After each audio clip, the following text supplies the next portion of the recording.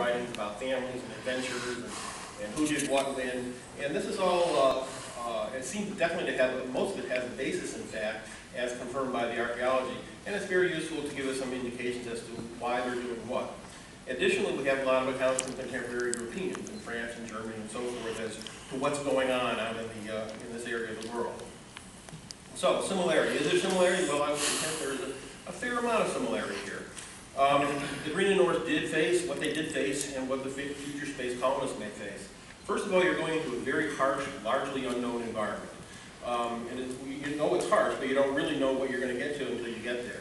Now, some technology is needed to get there. In the Norse case, they needed a shipping capability of boats that were not present up until this time.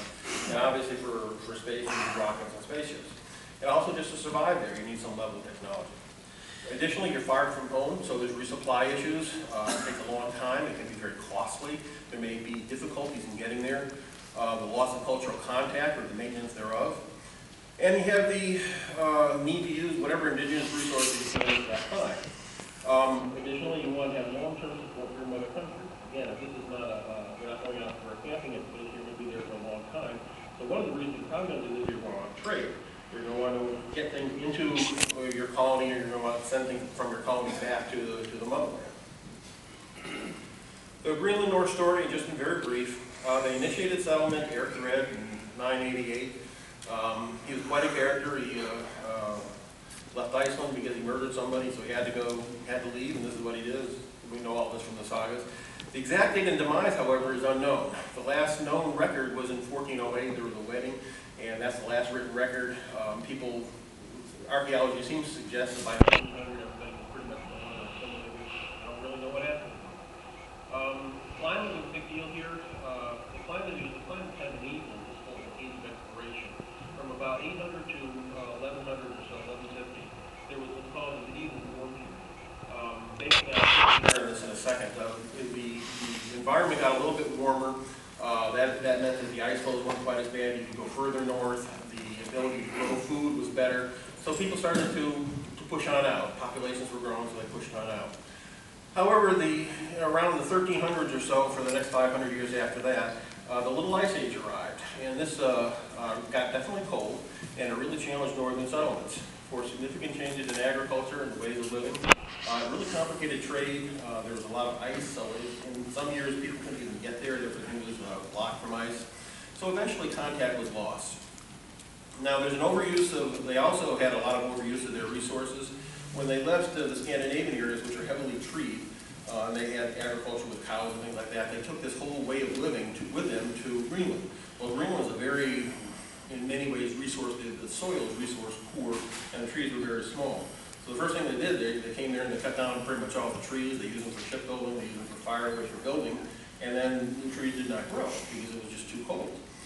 So they had a problem, and this is, if you're a shipbuilding culture and you're living on an island and you don't have any wood, you can't build any ship, that's a problem. So that was one issue. Also, they kind of really chewed up the land, kind of the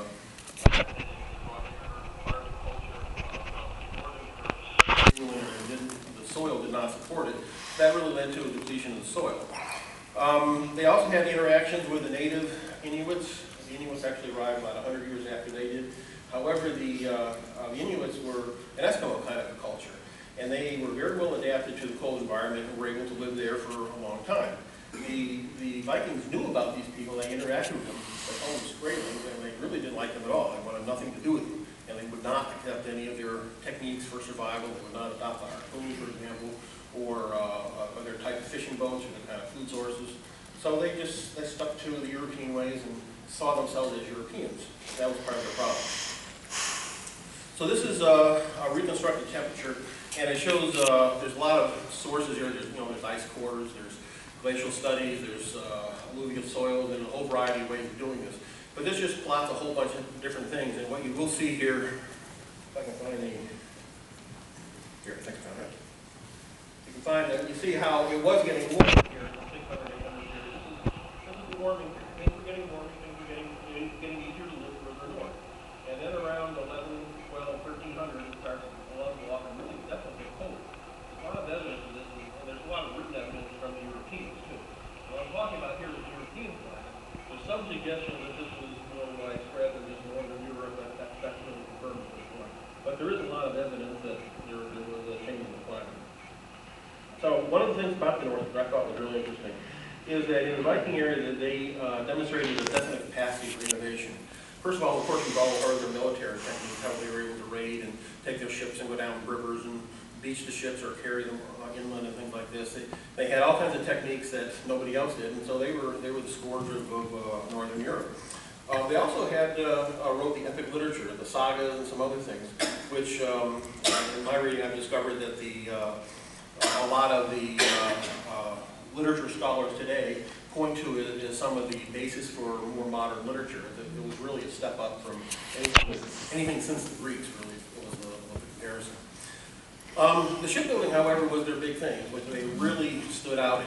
They built these open ocean vessels, and this one over here is a picture of the Gokstad ship, and you can see how very, very graceful lines. There's a very small keel and a very low draft, so you can go up rivers on this thing, you can beach it very easily, you can carry it on inland. And it has this clinker style where you have these long planks that go from stem to stern. And basically it's kind of like taking a tree and spreading the tree out into a ship shape. So what you get is a very flexible ship that can bend with the waves, but it's very strong, it's very survivable. So that was a major innovation, and it really allowed, and they also had a sail on this incidentally, and they could also sail upwind, which is another innovation they did. So, and they had means of navigation in the open ocean, which they didn't have a compass, and some people say they had a sunstone, which there's no real evidence of that. But they definitely had some real shipbuilding skills. That's just a picture of a reconstruction over here that somebody actually built and sailed.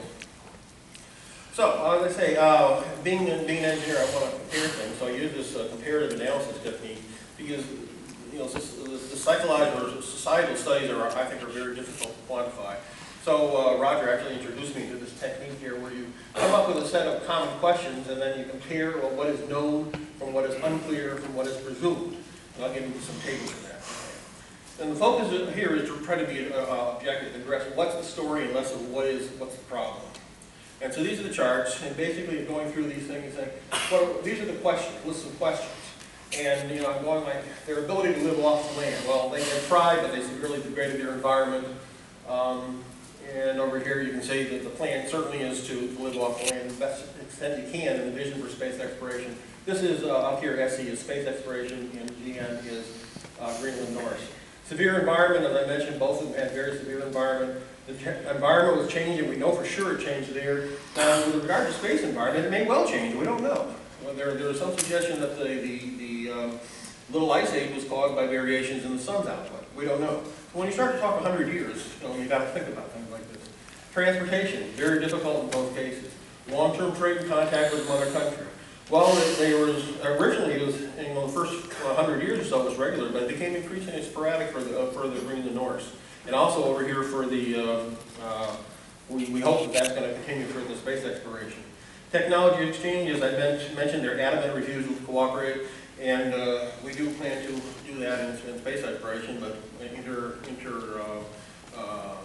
nations cooperating can be difficult. Adaptation to the local environment, changing practices, etc.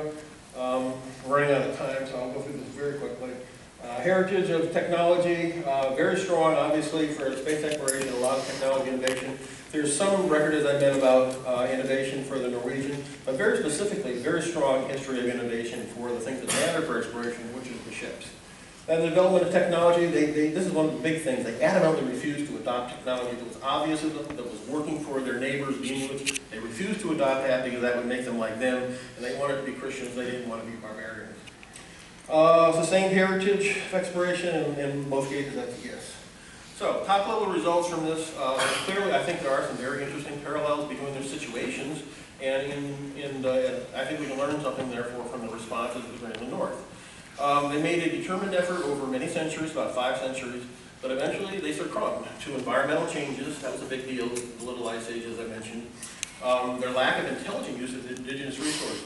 There were resources there, they really depleted them, they made a mess of those things, and then they had waning support from the mother country. So despite the harsh conditions, survival was possible, and this is a major point. Survival was possible as demonstrated by their neighbors, who are still there today, but they refused to adopt that.